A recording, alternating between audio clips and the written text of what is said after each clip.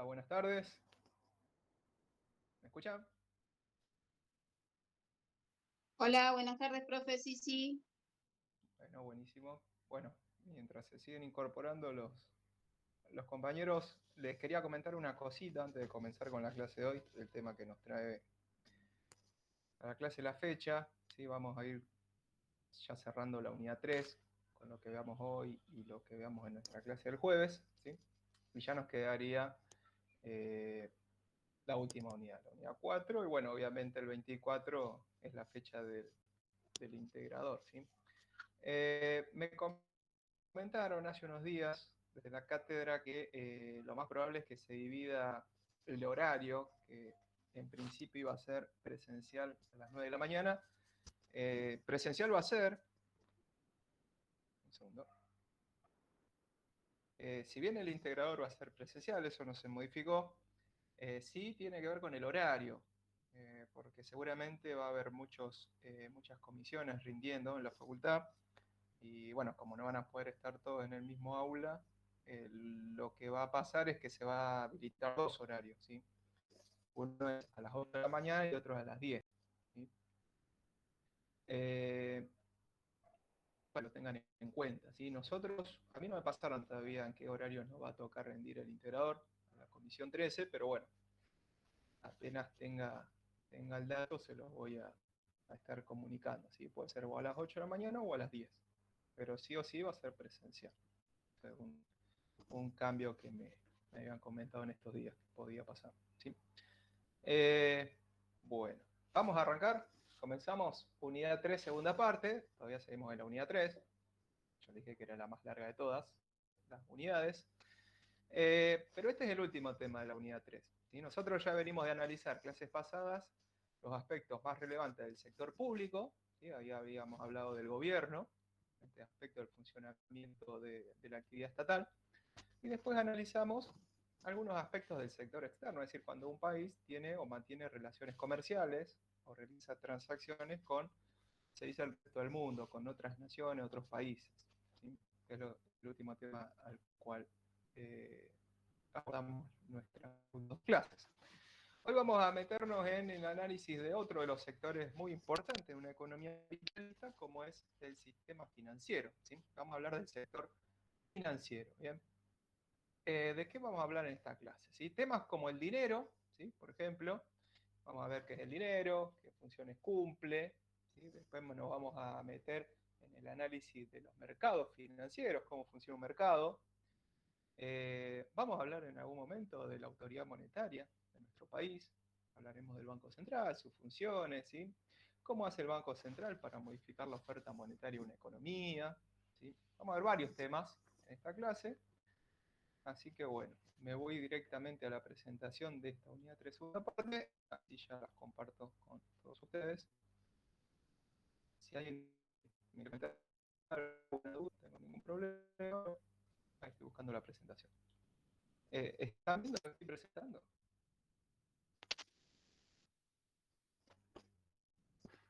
Sí, profe. ¿Sí? Bien, perfecto. Entonces dijimos, unidad 3 segunda parte, nos vamos a meter en el sector financiero. ¿Qué temas me gustaría que ustedes se lleven de esta clase? Digamos, ¿qué contenidos vamos a abordar? Bueno, como les dije recién, vamos a hablar de algunos aspectos del dinero, aspectos básicos, ¿sí? Acuérdense que tenemos solo una clase para hablar de este sector. Y lo que vamos a ver el jueves es, obviamente, teoría hoy, práctica el jueves, ¿sí? Y complementar teoría y práctica, ¿sí? ¿Cómo puedo yo aplicar estos conocimientos, estos contenidos con algunos ejercicios? ¿Sí? Obviamente, y obviamente les tengo que dar una mala noticia, en este tema vamos a ver cálculos matemáticos, ¿sí? Que suelen también tomarse en los exámenes integradores o en los finales. Pero bueno, no nos adelantemos. Vamos a ver el dinero, algunos aspectos fundamentales del funcionamiento del dinero, es decir, sus funciones, vamos a ver cómo evolucionó históricamente, un breve repaso, ya les digo, no vamos a profundizar tanto en la clase. Vamos a ver a qué se consideran los agregados monetarios, ¿sí? Después vamos a analizar el sistema bancario, ahí va a aparecer el Banco Central, ¿sí? Como le dije recién, vamos a ver las funciones o algunas de las más importantes. Vamos a hacer el Banco Central para crear dinero. Ahí vamos a ver dos tipos de creación de dinero, ¿sí? Después vamos a meter no solo al Banco Central, porque también hay otros agentes financieros en el mercado, como por ejemplo los bancos, los intermediarios financieros, ¿sí? Los bancos comerciales, ¿sí? Vamos a hablar del multiplicador del dinero más adelante. Vamos a ver cómo el Banco Central hace políticas monetarias, así como veíamos cuando vimos al sector público, analizamos las políticas fiscales, que tienen que ver con los impuestos, las transferencias, los gastos. Acá vamos a analizar en esta las políticas monetarias. ¿Cómo hace el Banco Central para que haya más o menos dinero en circulación, por ejemplo? Vamos a analizar la demanda de dinero. ¿Por qué las personas quisieran tener dinero? ¿Por qué demandan dinero? ¿Por qué necesitan tener dinero? Eh, y al final de la clase vamos a volver a cuentas nacionales, vamos a volver a hablar del producto, pero teniendo en cuenta algunos aspectos del sistema financiero, del sistema monetario, ¿no? Vamos a ver el producto real y su diferencia con el producto nominal, ¿sí? Eso va a ser más al finalizar la clase, pero vamos a ir de a poco. Como les dije recién, vamos a empezar hablando del dinero, ¿sí? Por ejemplo, lo que podríamos decir, o cómo podríamos definir el dinero. Bueno, es un activo financiero. No es el único activo financiero que existe en el mundo, ¿sí? Es un activo financiero más, obviamente tiene su importancia, ¿sí? Ahora vamos a ver por qué es tan importante que exista el dinero en una sociedad capitalista, ¿no? En base a sus funciones. Bien, tiene algunas características el dinero. Es un activo financiero. Se dice que para que un activo financiero sea considerado dinero, ese activo debe ser socialmente aceptado por toda una comunidad. Debe ser utilizado, debe ser aceptado para, por ejemplo, realizar transacciones. ¿Sí? Ese dinero tiene básicamente algunas particularidades, este dinero, este activo financiero. Su valor nominal es constante. ¿Qué significa? Que 100 pesos son 100 pesos hoy, en términos nominales, ¿no? Ese billete de 100 pesos lo puedo tener hoy, lo puedo tener dentro de un año en mi poder. En términos de valor nominal, son 100 pesos. Ese billete representa 100 pesos. Moneda legal en Argentina, ¿no? Ese billete vale 100 pesos hoy, en términos nominales, y dentro de un año, ese billete sigue valiendo 100 pesos en términos nominales. Está impreso, de hecho, su valor nominal, su número, ¿sí? Lo que representa ese billete en términos nominales. Vamos a ver en términos reales qué pasa. Pero en términos nominales su valor no se modifica a lo largo del tiempo. Eso significa que su valor nominal sea constante. Otra característica del dinero es que su rentabilidad es nula. ¿Qué significa esto? Que si ustedes quieren guardar un billete de 1000 pesos abajo del colchón o de la almohada, esos 1000 pesos no le van a generar ninguna rentabilidad a ustedes, ningún beneficio. De hecho, en una economía como la nuestra, inflacionaria por naturaleza, ese dinero va a ir perdiendo valor. No me genera una rentabilidad, como si me generan otros activos financieros, por ejemplo. Por ejemplo, los acciones, plazo fijo. ¿Por qué? O un bono del sector público, un bono del Estado, un título público. ¿Por qué? Porque todos esos activos financieros sí me van a generar rentabilidad. ¿Por qué? Porque pagan una tasa de interés. El dinero no devenga tasa de interés. ¿Se entiende? Porque su rentabilidad es nula. Es el activo menos rentable. Pero tiene una ventaja el dinero por sobre otros activos financieros. ¿Qué es esta? El dinero es el activo más líquido. Tiene liquidez plena. ¿Qué significa esto? ¿Qué significa ser el activo más líquido? Que yo si quiero ir a un kiosco a comprarme un alfajor, un paquete de galletitas, con dinero, puedo ir tranquilamente y lo intercambio por ese bien que necesito. Es decir, lo puedo transformar rápidamente en un bien o en un servicio ese dinero. Otros activos financieros, por ejemplo, una acción, no es líquido, o un título público. ¿Por qué? Porque si yo quiero ir a un kiosco con un título público y me quiero comprar cosas con ese título público, seguramente no me lo acepte. No es socialmente aceptado por la comunidad. No es lo común que se acepte para realizar transacciones, ¿sí? Yo con el dinero tranquilamente lo puedo transformar rápidamente en dinero, en un bien o en un servicio. Es el activo más líquido y no te representa ninguna rentabilidad el dinero. ¿Se entiende ese punto?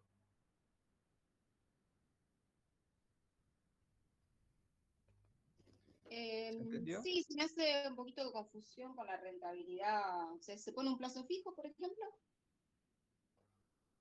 Bueno, yo te decía el dinero, si vos te quedás con el dinero en tu poder, Ah, listo. ¿sí? Obviamente, mi poder no va a generar nada. Claro, si vos tu riqueza la conformás con otros activos financieros, aparte del dinero, que yo, un plazo fijo, una acción, ¿sí? Un título público, todos esos activos a mí me generan un interés. Un plazo fijo puede ser un ejemplo. Pero si yo conservo ese dinero en mi poder, no obtengo ninguna rentabilidad.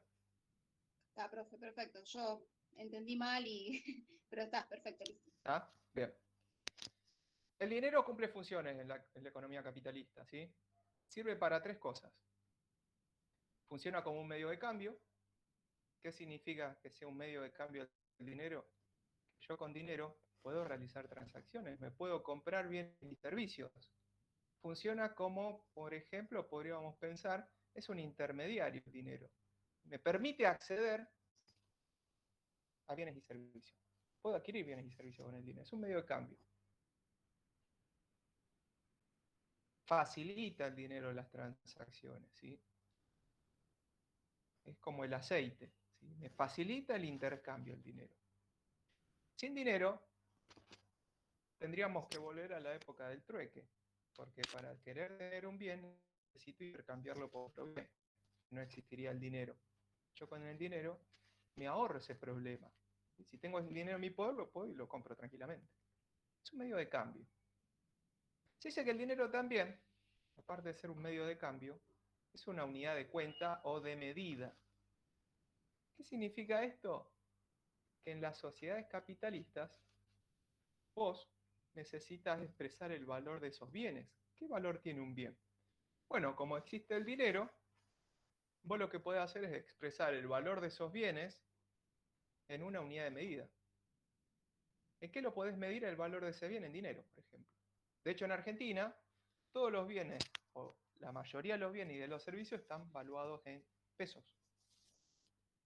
El valor de esos bienes tiene un precio y eso se expresa en moneda nacional, pesos. O sea que yo puedo, si quiero, medir el valor de los bienes y servicios en dinero. Eso significa ser una unidad de cuenta o de medida. Y el último es un depósito de valor. ¿Qué significa? Que vos podés trasladar a lo largo del tiempo el valor de tu riqueza. Y una forma de transportar el valor de tu riqueza a lo largo del tiempo es en dinero. Pero hay un problema con el dinero como depósito de valor. Y tiene que ver un poco y lo conecto con lo que dije recién. Como es un activo no rentable, ¿sí? El dinero no te genera tasa de interés. Y otra cosa, de por qué el dinero es la peor reserva de valor. Y más en Argentina. ¿Por qué? Porque en Argentina los precios varían y generalmente aumentan. Entonces, si vos decidís mantener tu riqueza en dinero, ese dinero a lo largo del tiempo va a ir perdiendo poder adquisitivo. Se va a ir desvalorizando. El dinero es la peor reserva de valor, principalmente en nuestro país. ¿Qué pasa en nuestro país? Como la inflación es tan alta, la gente trata de desprenderse rápidamente del dinero. Me quema porque pierdo valor. ¿Se entiende? Trato de, por ejemplo, si tengo la capacidad de ahorro, y lo invierto en otros activos financieros que me generen, por ejemplo, una rentabilidad. No sé si le voy a ganar a la inflación, pero la puedo pelear un poco más, o por posibilidad que no tiene quien tiene una baja capacidad de ahorro, que tiene nula capacidad de ahorro, que no puede hacer ese ahorro. ¿Sí? Por eso, generalmente la inflación perjudica más al que menos tiene, por lógica. El que más tiene y el que más capacidad de ahorro tiene otras herramientas para poder afrontar la inflación. Compra bienes, por ejemplo, que no pierden tanto valor. ¿Sí? Conclusión, el dinero dijimos que si bien funciona como un depósito de valor, en determinados escenarios es la peor reserva de valor. ¿Por qué? Porque no me genera rentabilidad y porque pierde poder adquisitivo en procesos o en periodos inflacionarios. Bien. No me voy a detener tanto en analizar cómo fue evolucionando el dinero a lo largo de la historia, porque estaríamos no 2 horas, sino 3 o 4, pero sí solamente marcar esto, que no en toda la historia de la humanidad el dinero no siempre estuvo representado, por ejemplo, en billetes y monedas, y esto va cambiando también, a medida que sigamos avanzando en el tiempo. Pero previamente existía lo que se llamaba el dinero mercancía. El dinero entró en la historia en forma de mercancías. En la época del trueque, estamos volviendo a la época del trueque, ¿sí? Yo para poder realizar intercambios necesitaba intercambiar esos bienes por otros bienes, por otras mercancías, ¿sí? Obviamente esto con el tiempo fue cambiando. Ese dinero mercancía tenía que tener varias características. Tenía que ser duradero en el tiempo, ¿sí? No se debería deteriorar, tenía que ser perfectamente divisible, transportable, homogéneo y de oferta limitada. Obviamente, tener todas estas características es bastante complicado, duradero, o divisible o transportable. Hay algunos bienes que no son de fácil transportación, por ejemplo el oro, ¿sí? Por la inseguridad básicamente que implicaba transportarlo de un lugar al otro. Tenía que ser duradero. Hay algunos bienes que no son duraderos o a lo largo de toda la historia, se van deteriorando en su calidad, por ejemplo, o en su composición. Por ejemplo, la sal, el ganado. Divisible. Y bueno, si yo quiero intercambiar una vaca por, no sé, por 2 ovejas, pongámosle, o 3 ovejas, yo no puedo dividir eso. Tiene que ser una vaca por 3 ovejas. No puedo intercambiar una vaca por 1 oveja y media. ¿Sí? Bueno, había algunos problemas con el dinero mercancía. Esto fue dando paso a otro tipo de dinero. ¿Sí? Entonces dijimos que el dinero cumple 3 funciones acá, ¿bien? Medio de cambio, unidad de cuenta, porque me sirve para medir el valor de los bienes, y un depósito de valor porque yo puedo transportar o trasladar el valor de mi riqueza a lo largo del tiempo, ¿sí? Nosotros ahora vamos a analizar dentro de un ratito el mercado financiero, ¿sí? En el mercado financiero hay agentes, como en todo mercado, hay oferta y hay demanda, ¿sí? Hay quienes tienen exceso de fondos y hay gente que necesita esos fondos, ¿sí? Eso lo vamos a ver ahora en un ratito, cómo funciona el mercado financiero, ¿bien? Entonces dijimos que el dinero mercancía fue la primera forma de dinero que apareció en la historia, pero tenía algunas características que hacían difícil, ¿sí? En algunos casos, poder, digamos, conservarlo como dinero o mantenerlo como dinero, ¿sí? El dinero mercancía dio paso al dinero fiduciario. ¿Qué es el dinero fiduciario? Es el dinero emitido por los gobiernos, ¿sí? Por ley. ¿Y por qué la gente utiliza ese dinero que emite el gobierno o no? Puede que quizás no quiera tener determinadas monedas en su poder, se desprende de determinadas monedas, básicamente por la confianza que genera ese gobierno, ¿sí? Y esto lo podríamos traer a la actualidad. ¿Por qué creen que en los últimos meses viene aumentando cada vez más la demanda de dólares?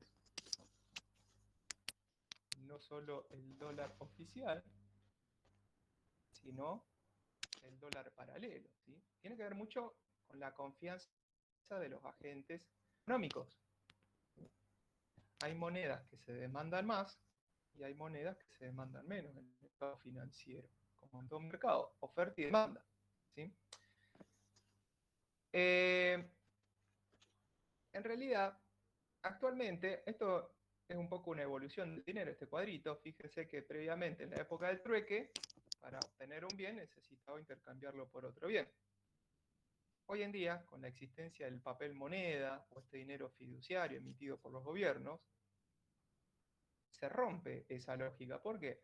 Porque ahora yo para poder adquirir un bien no necesito intercambiarlo por otro bien. Lo que podría hacer es el bien que yo no quiero tener, lo vendo, obtengo dinero y con ese dinero obtengo otros bienes. Por eso yo le decía recién que el dinero es un medio de cambio, facilita el intercambio, ¿no? ¿Sí?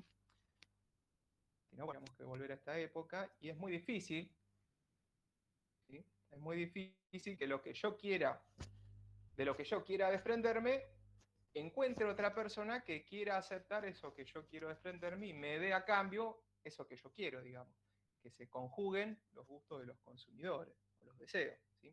Con el dinero se rompe esa lógica, ¿no? No es necesario esa situación.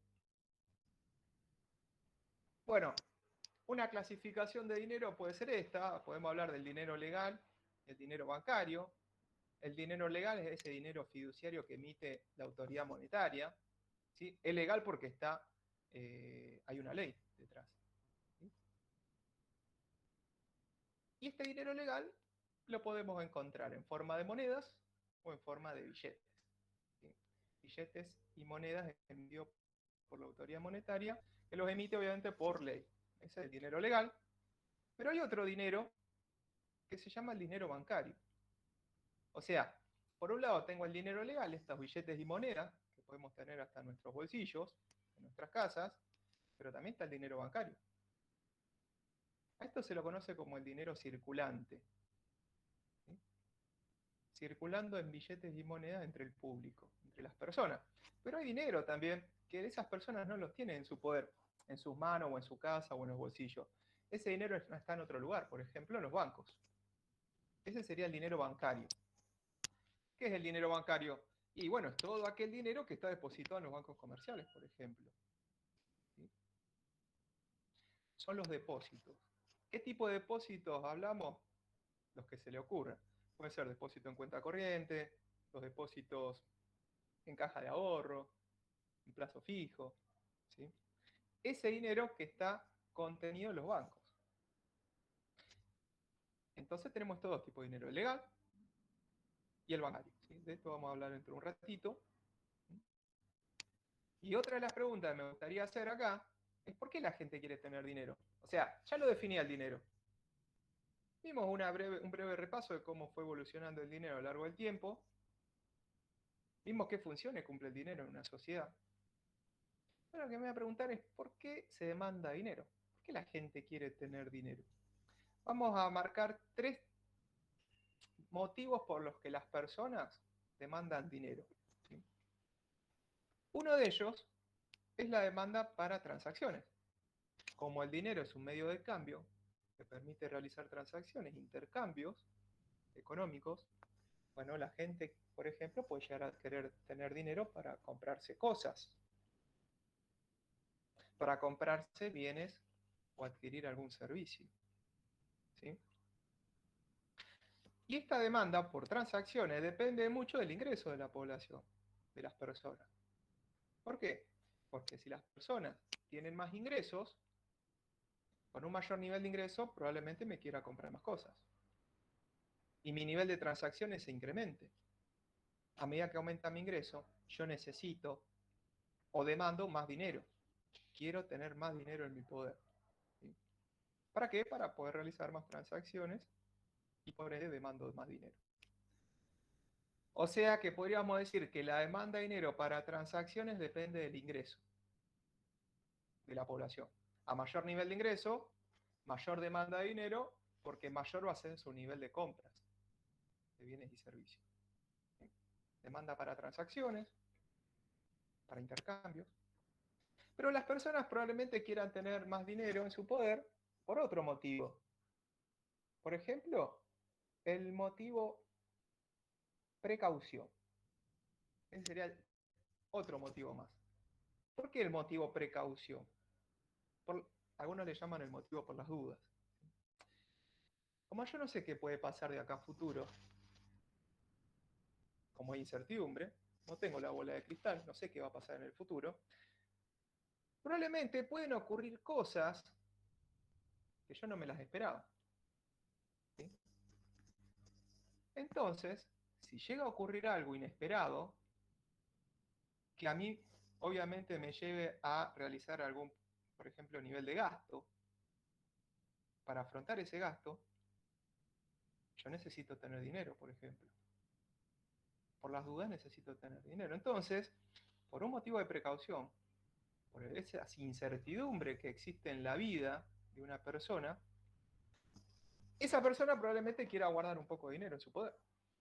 Pero no para realizar transacciones que yo sé que tengo que hacer, sino por si surge algún imprevisto. Por ejemplo, si me enfermo, y yo no sé si me voy a enfermar, pero si me enfermo y el médico me receta algún remedio caro, ¿de dónde saco? Y necesito tener, aunque sea un pequeño ahorro en mi casa, por ejemplo. ¿Sí? O si, por ejemplo, salgo con amigos, yo sé más o menos cuánto pienso gastar, pero por las dudas, si se me hace tarde y necesito volver en taxi, y me tengo que llevar un poco más de plata.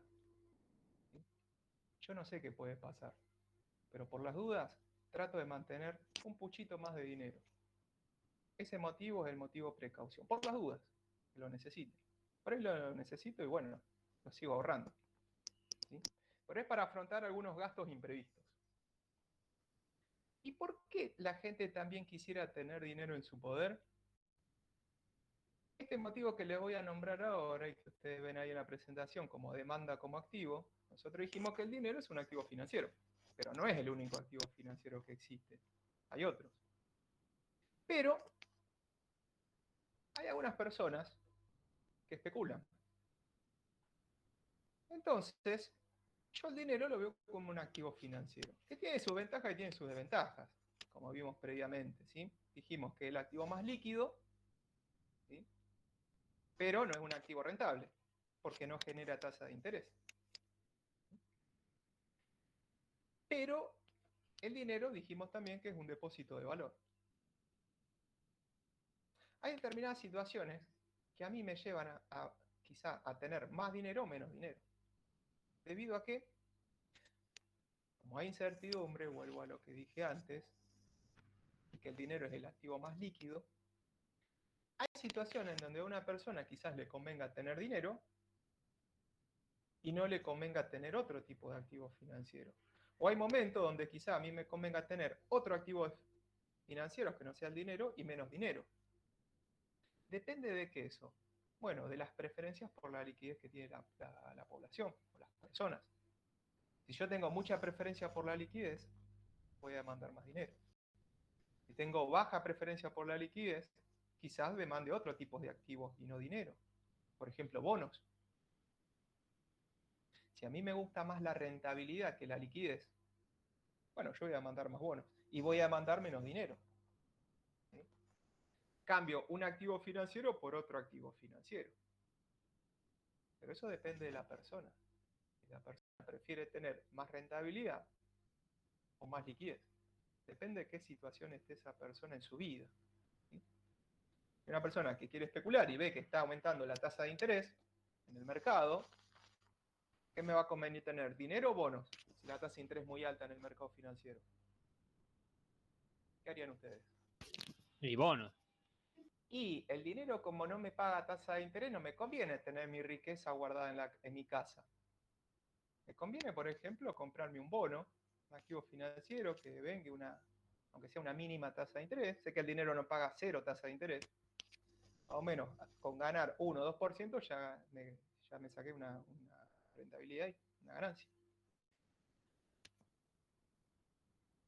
Este motivo también, ahí se demanda como activo, o este motivo se llama también el motivo especulación. En la medida en que la tasa de interés se eleve, yo demando menos dinero y demando más bonos.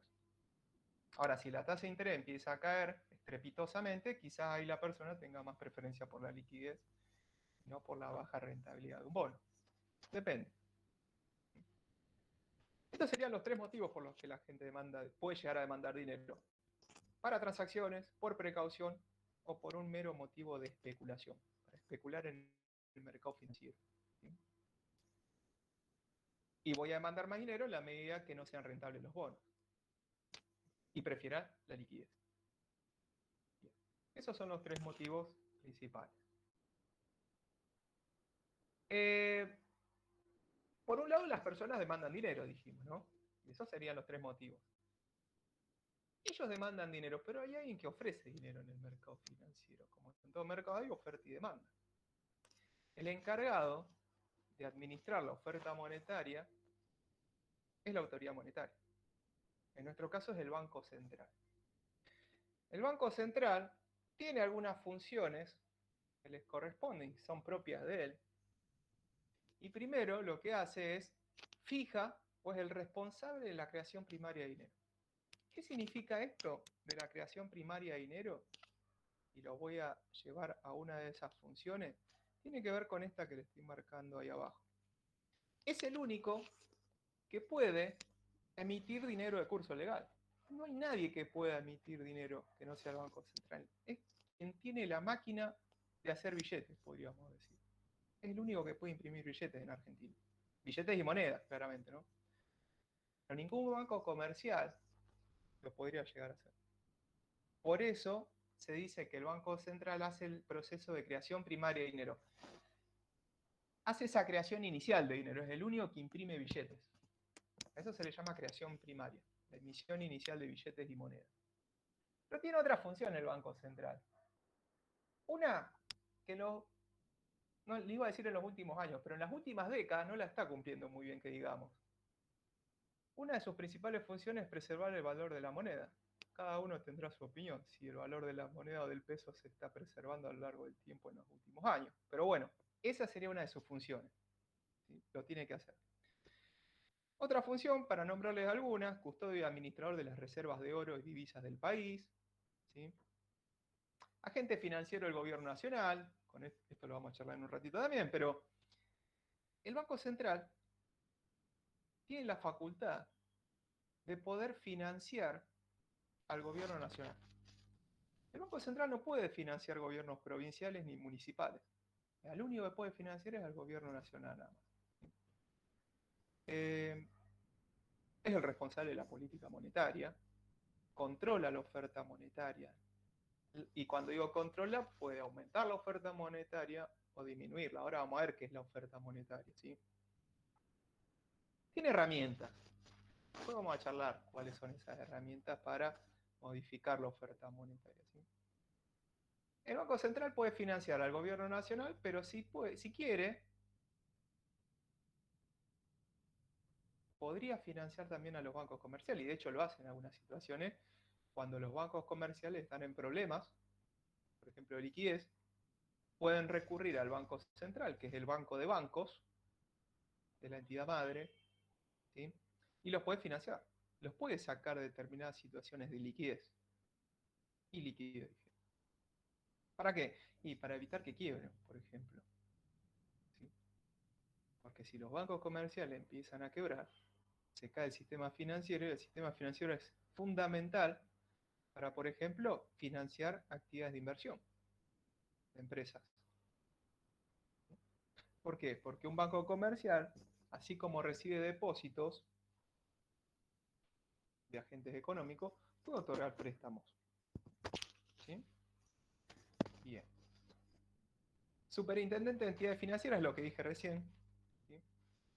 No solo puede financiarlos, sino que también los controla, los regula,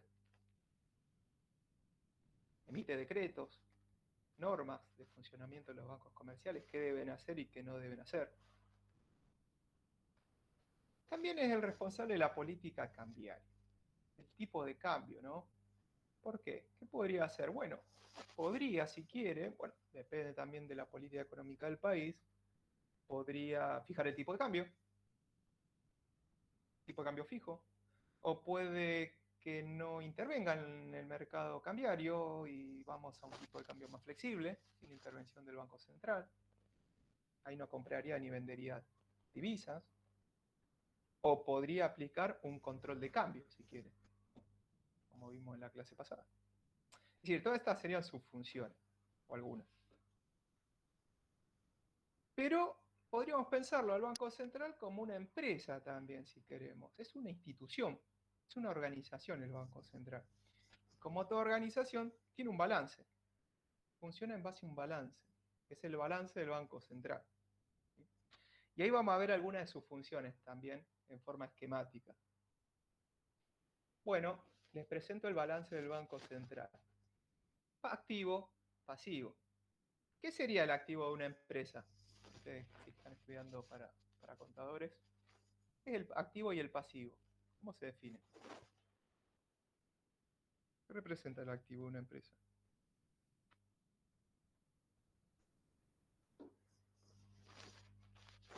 Los bienes y derechos que poseen. Bien, bienes y derechos que posee la empresa, ¿no? Derechos a cobrar. ¿Y qué sería el pasivo?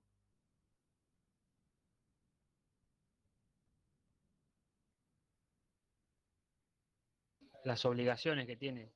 Bien, son las obligaciones, ¿sí?, que tiene la institución, digamos, en este caso el Banco Central. Bueno, vamos por parte, vamos a analizar un poco el activo. Tiene varias partidas, varias cuentas, se dice, ¿no? Una primera cuenta tiene que ver con oro y divisas. Es la cantidad de divisas y de oro de las cuales dispone el Banco Central. Dentro del balance, dentro del Banco Central, ¿sí? Después, otra cuenta tiene que ver con los créditos al sistema bancario. Dijimos recién que el Banco Central le puede otorgar préstamos a los bancos comerciales en caso de necesitar liquidez. Esto es algo a mi favor, obviamente, ¿no? También el Banco Central le puede prestar, puede financiar al gobierno nacional. Eso acá se va a llamar adelantos transitorios al gobierno. Son los préstamos otorgados al gobierno nacional. Y estos serían los préstamos otorgados a los bancos comerciales, ¿sí? Pero el Banco Central también tiene la posibilidad de comprar y vender títulos públicos, títulos o activos financieros, ¿sí? O sea, acá tendría toda mi tenencia, todos los títulos y activos financieros en mi poder. Después hay otros activos. Este sería el activo del Banco Central. Pero hay un pasivo también. O sea, esto sería todo lo que me pertenece, todo a mi favor. Todo esto es mío, ¿sí? Bienes y derechos de cobro. Derechos de cobro contra los bancos comerciales, derechos de cobro contra el gobierno, mi tenencia de títulos, los títulos financieros que tengo, y el oro y divisa que yo tengo en mi poder. Pero el pasivo son obligaciones, ¿sí? ¿Qué hay del lado del pasivo? Bueno, vamos a ver que hay dos tipos de pasivo. El pasivo monetario, también se lo conoce como la base monetaria, o el pasivo no monetario. Nosotros vamos a trabajar más con el pasivo monetario, llámese base monetaria acá, ¿sí? Pero bueno, vamos por parte. ¿Qué hay del pasivo? Principalmente dos cuentas que van a resaltar, ¿sí? El pasivo, tenemos el efectivo en manos del público o el circulante, billetes y monedas que tiene la gente en su poder, en los bolsillos, en las carteras, en la casa, bajo el colchón. Es el dinero del cual dispone la sociedad en su poder. Es lo que tiene en su poder, ¿sí? En manos del público. Billetes y monedas. También, obviamente, ¿por qué digo que es un pasivo? Porque eso no me pertenece, ese dinero. Es dinero de la sociedad, de las personas que tienen su poder. Pero hay otra cosa en el pasivo monetario, son las reservas. A uno llaman también el encaje. Reservas bancarias o el encaje bancario. ¿Qué es las reservas? ¿Qué es este nivel de reservas bancarias? Los bancos comerciales, yo les dije recién hace un ratito que reciben depósito y otorgan préstamos. Pero hay un problema, porque los bancos comerciales no pueden prestar todo lo que reciben en depósito por exigencia del Banco Central. Es una norma del Banco Central. ¿Qué dice el Banco Central? Si vos prestás todo lo que recibís en depósito, y por ejemplo un día para otro viene un depositante a buscar su dinero de su cuenta, y vos lo prestaste, vas a tener un problema. Porque le tenés que devolver ese dinero al contribuyente, al depositante. Y eso ha pasado en Argentina. ¿Y qué pasa cuando pasa eso? Y todos quieren correr en manada a buscar esa plata que el banco comercial no lo tiene. El banco comercial quiebra. come juicios, ¿no? Y se cae el sistema financiero, y obviamente eso genera mucha desconfianza en el público con respecto al sistema financiero con los bancos comerciales. Entonces, ¿qué hace el Banco Central? Le dice, bueno, de lo que vas a recibir en depósito, no vas a poder prestar todo. Una parte, que le llamamos reservas o encaje, un porcentaje, él fija un porcentaje. Periódicamente lo va cambiando, pero realmente te fija un porcentaje, un 25, un 30% de los depósitos que reciben los bancos, no lo presta. ¿Qué hace? El banco comercial, esa plata que le retiene el Banco Central, lo tiene que depositar en una cuenta que está dentro del Banco Central. Eso se le llaman las reservas bancarias. Dinero que los bancos comerciales no prestan al público de lo que reciben en depósito. ¿Sí? ¿Estamos hasta ahí? ¿Qué son las reservas? Sí. ¿Por qué está del lado del pasivo? Porque ese dinero no le pertenece al Banco Central, ese dinero pertenece a los depositantes. No es que me apropio de ese dinero por más que el banco comercial lo deposite en el Banco Central. Los dos son pasivos para el Banco Central. Y después hay un pasivo no monetario que tiene que ver con el capital y reservas del Banco Central y los depósitos del sector público en el Banco Central. No vamos a trabajar mucho con esta parte del pasivo, pero sí me interesa que se enfoquen en esta parte del pasivo, el pasivo monetario, ¿sí? Acá dice que el Banco Central crea la base monetaria. Base monetaria es el pasivo del Banco Central, el pasivo monetario. ¿Sí? ¿Qué tenemos del pasivo monetario, base monetaria? Esto significa billetes y monedas en poder del público, más las reservas. Eso se llama base monetaria. El pasivo monetario del Banco Central. Y el Banco Central, como dice acá, crea la base monetaria, el pasivo monetario. ¿Por qué digo eso? Lo vamos a ver acá. Esto es pasivo y esto es activo. ¿Hay patrimonio neto? No hay patrimonio neto acá. Pero ustedes conocen el método de la partida doble. ¿Qué dice el método de la partida doble? Que el total del activo tiene que ser igual, en este caso, al pasivo. ¿Por qué digo que el Banco Central tiene la capacidad de modificarte esta base monetaria, este pasivo monetario del Banco Central? Y bueno, porque si, por ejemplo, el Banco Central decide incrementar su activo, por algún motivo, automáticamente se le va a mover el pasivo por el otro lado. Si aumenta el activo, aumenta el pasivo. Y si baja el activo,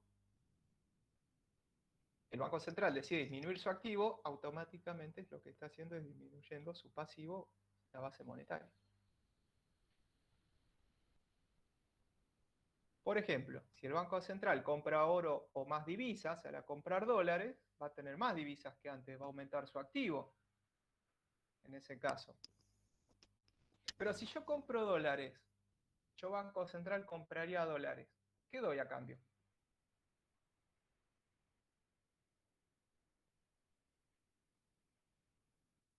¿Qué tendría que dar a cambio el Banco Central si compra dólares?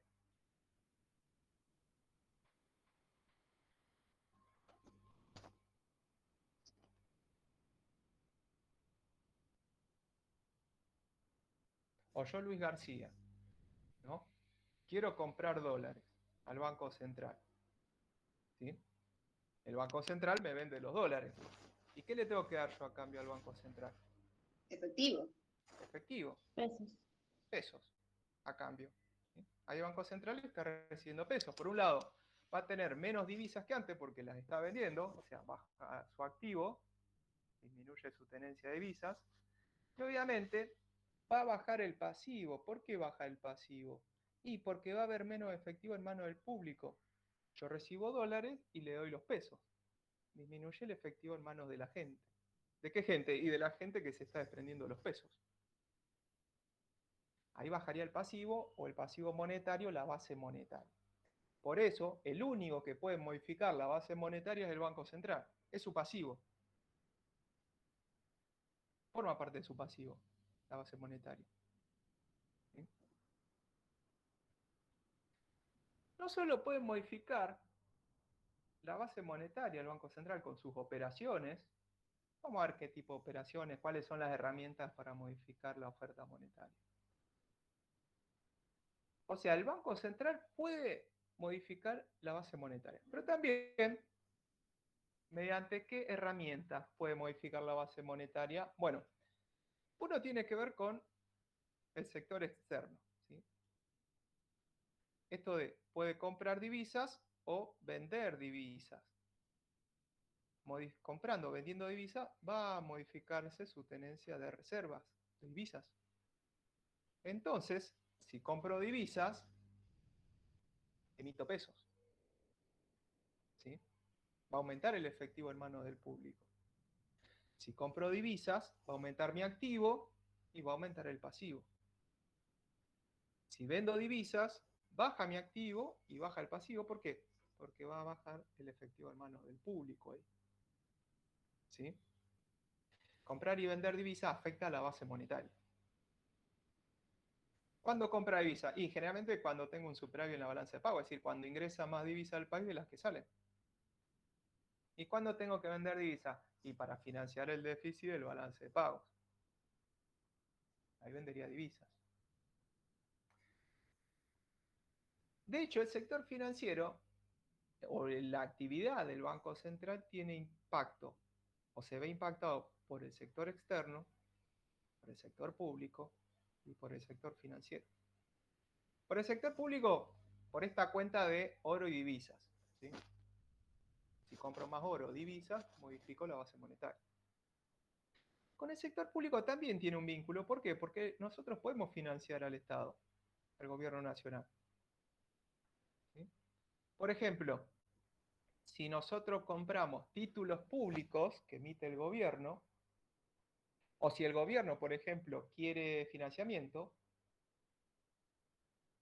y yo le tengo que otorgar un adelanto transitorio, ¿sí? Le tengo que otorgar el préstamo al gobierno. En algún momento me lo va a tener que devolver. Pero si yo le otorgo préstamos, va a aumentar los adelantos transitorios al gobierno, este punto, esta cuenta. Aumenta el activo, porque otorgo más adelantos transitorios al gobierno. Y lo que estoy haciendo es emitir pesos, le estoy dando plata al gobierno para que financie sus deudas. ¿Sí? Aumenta el activo, aumenta el pasivo. Lo mismo pasaría si, como dice acá, si compro o vendo títulos públicos. ¿Sí? Si yo, por ejemplo, acá dice rescate o compro títulos públicos, al comprar título emito peso, aumenta la base monetaria. Si yo vendo, o sea, coloco esos títulos públicos en el mercado, los vendo ahora, me los saco de encima, y voy a tener menos títulos públicos, pero como te los estoy vendiendo, la gente me da pesos a mí. Estoy sacando plata de circulación, estoy aspirando pesos del mercado. Baja la base monetaria. Y con el sector financiero también hay una relación, porque yo le puedo otorgar créditos a los bancos comerciales. ¿Sí? Esos créditos que le otorgo a los bancos comerciales, acá le van a poner un nombre. Llaman redescuentos. O sea, estos créditos al sistema bancario que dice acá, se los conocen como los redescuentos.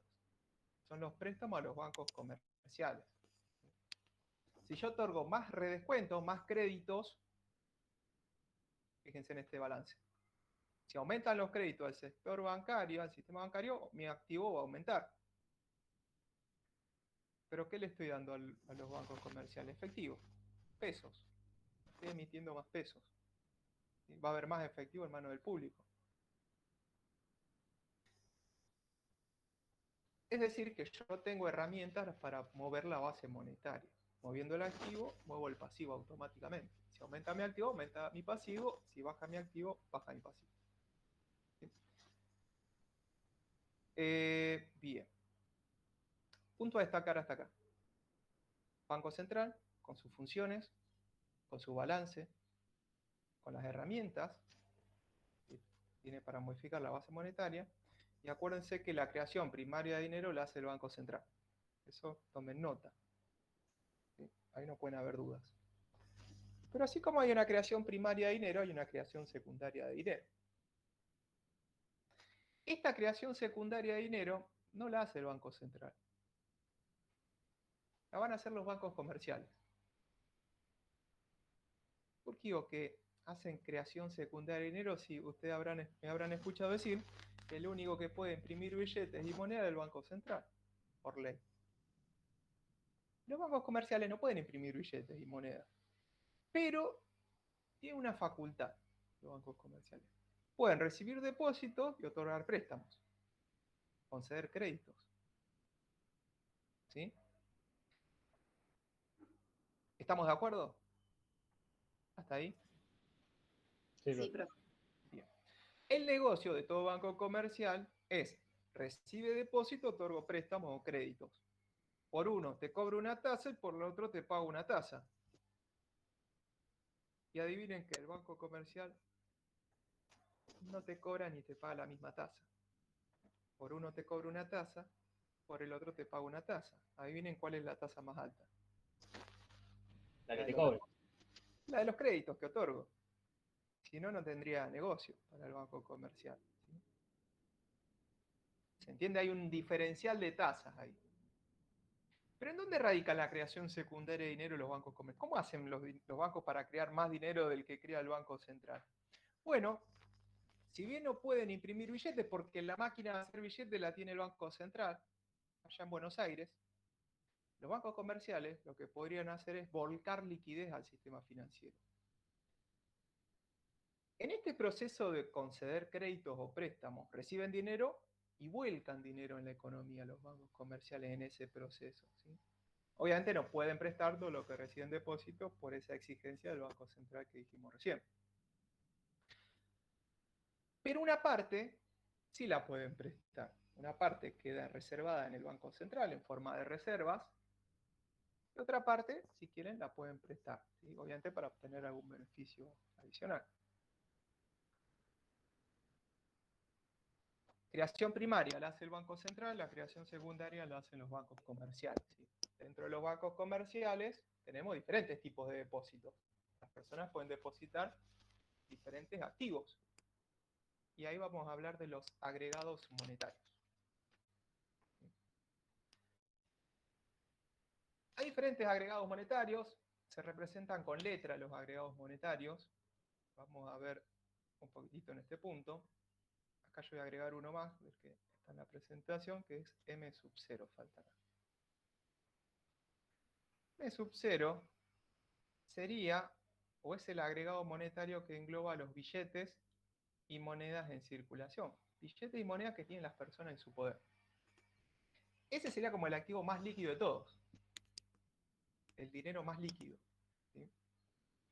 Después, tenemos otros activos financieros. Por ejemplo, M sub 1, tenemos M sub 0, M sub 1, M sub 2 y hasta M sub 3. ¿Qué representa el agregado monetario M sub 1? Los billetes y monedas, que sería M sub 0, pero a eso se le adiciona los depósitos a la vista, o nosotros los conocemos más como los depósitos en cuenta corriente.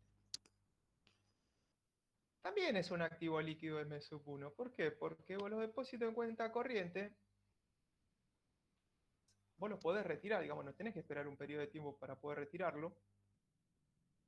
Pero hay un problema los depósitos en cuenta corriente, que generalmente no pagan tasa de interés. ¿Sí? Pero vos podés disponer de ese dinero en cuenta corriente en cualquier momento. Pero acá hay un problema. Yo voy a empezar a ir desde el más líquido hasta el agregado monetario menos líquido. El M sub 2, el agregado monetario M sub 2, sería M sub 1, que M sub 1 dijimos que era billete y moneda en circulación más los depósitos en cuenta corriente. Y M sub 2 incorpora o tiene en cuenta también a los depósitos en caja de ahorro, ¿sí? Que pagan una tasa de interés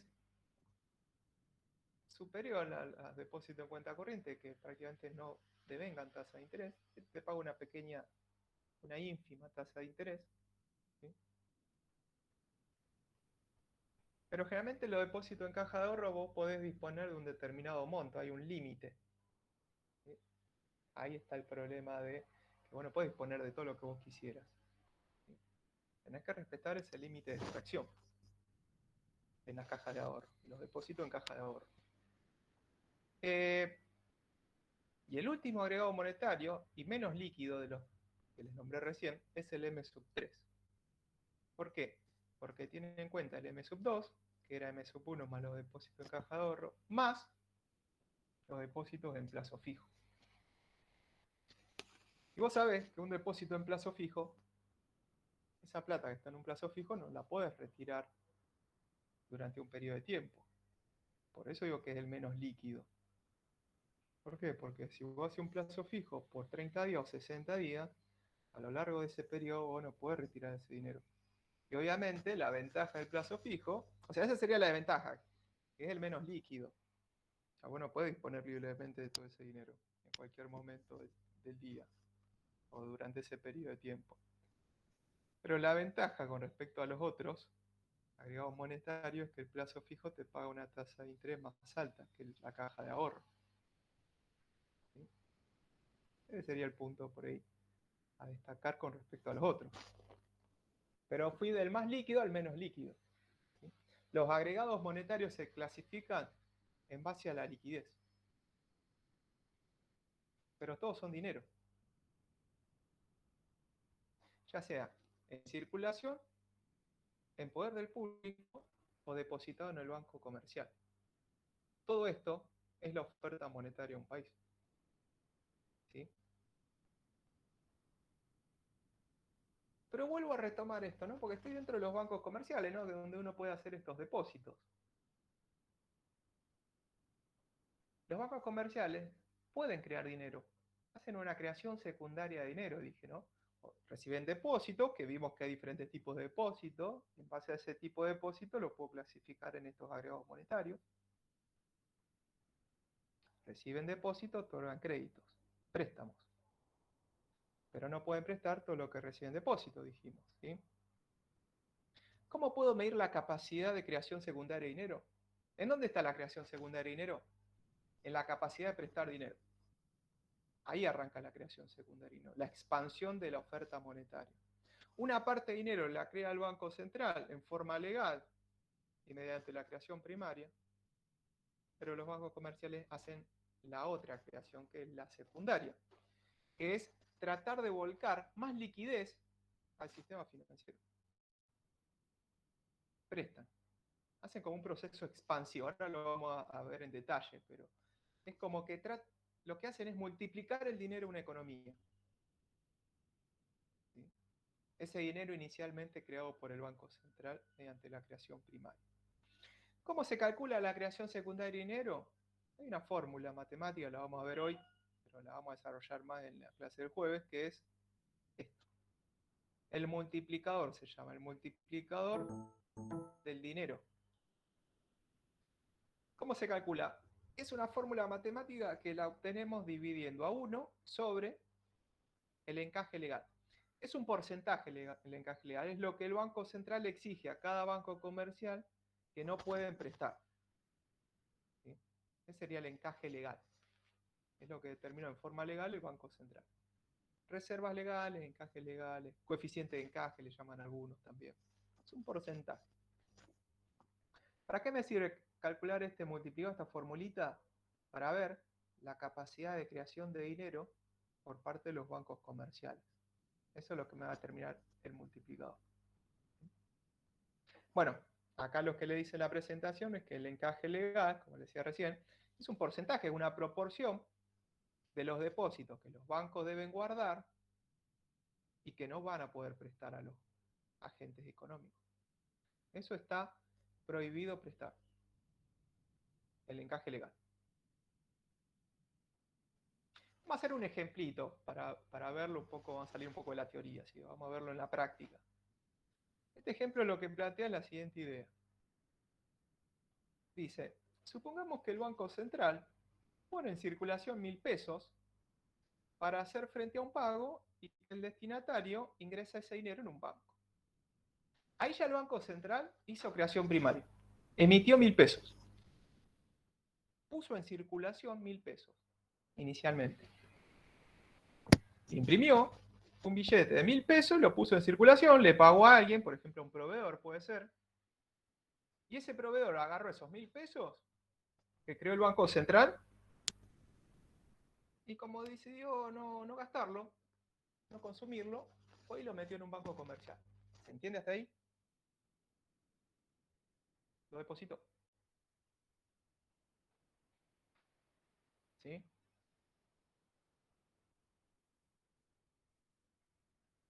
¿Estamos? Sí, profe. Bien.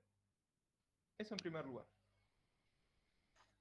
Ahora lo que vamos a ver, cómo, aparte del Banco Central, los bancos comerciales pueden crear dinero. Multiplican el dinero en la economía los bancos comerciales. ¿Cómo se crea? Acá faltó agregar, dice, veamos a través del siguiente diagrama, cómo se crea el dinero en forma secundaria. La creación secundaria de dinero. Y vamos a verlo por parte. Acuérdense del ejemplito, ¿no? Esa persona que recibió 1.000 pesos emitidos por el Banco Central y los mete en un banco, los deposita en un banco. Acá hay un supuesto, acá dice que el Banco Central fijó un 20% de encaje y dice que cada propietario de dinero, de ese dinero, deposita todo ese dinero en un banco. Entonces tenemos esta primera persona que agarró esos 1.000 pesos creados por el banco. Ya hay creación primaria de 1.000 pesos. ¿Sí? Esos 1.000 pesos decidió depositarlo en el banco. Vamos a hablar del banco 1. 1.000 pesos fueron al banco 1. ¿Qué dice el banco 1? Bueno, el Banco Central me fijó un 20% de encaje. O sea que hay un 20% de esos 1.000 pesos que yo no lo puedo prestar. ¿Sí? Entonces, este 20% de reservas quedan inmovilizados. Esto no se puede prestar. El banco, si quiere, puede prestar el 80% restante de esos 1.000 pesos. Supongamos que lo presta, se lo presta a Juan Pérez. Juan Pérez lo que hace es recibir esos 800 pesos, ese 80% de lo que queda. ¿Sí? El Banco 1 le presta a una persona 800 pesos. Esa persona, con esos 800 pesos, lo que hace es, lo vuelve a depositar en un banco. El Banco 2. Deposita 800 pesos en un Banco 2. Como el Banco Central te exige un 20% de encaje, el Banco 2 sabe que ese 20% no lo puede prestar. Lo saca para un costado. Eso es reservas, el encaje. Eso lo tengo que depositar en el Banco Central, dice el Banco 2. Esto no se puede tocar. Pero el 80% restante se lo puedo prestar a cualquiera. Supongo que se lo presta a una persona, X. Esa persona lo que hace es vuelve a depositar eso que le prestó el Banco 2 en otro banco. Quizá, bueno, ve la oportunidad de obtener alguna rentabilidad de esa forma. Le paga una tasa de interés muy alta, entonces puede devolver el préstamo y hace una ganancia. Entonces decide prestarlo o depositarlo en el banco 3. Estoy acá ahora. Ingresa, dice 640, sería el 80% de 800. Lo mete en el banco 3. El banco 3 se presenta la misma posibilidad. ¿Por qué? Porque el 20% es de reserva, el encaje. Esto no lo puede prestar, pero sí puede prestar el resto. Se lo presta a otra persona, esa persona hace lo mismo, el 80% de 640 es 512. Esta persona deposita en el banco 4 512 y así sucesivamente. Esto en algún momento va a terminar este proceso, ¿no? En algún momento se va a terminar agotando, ¿sí? Fíjense que arrancamos de 1.000 pesos, pasamos a 800, después se depositaron 640, después se depositaron 512 y esto va a ir disminuyendo a medida que siga el proceso, pero lo vamos a cortar ahí. ¿Cuánto dinero hay en la economía? Ustedes dirán, bueno, lo que creó el Banco Central, los 1.000 pesos iniciales. Error. Porque la oferta monetaria en una economía está conformada por dos cosas. Por los billetes y monedas en manos del público, más los depósitos en los bancos comerciales.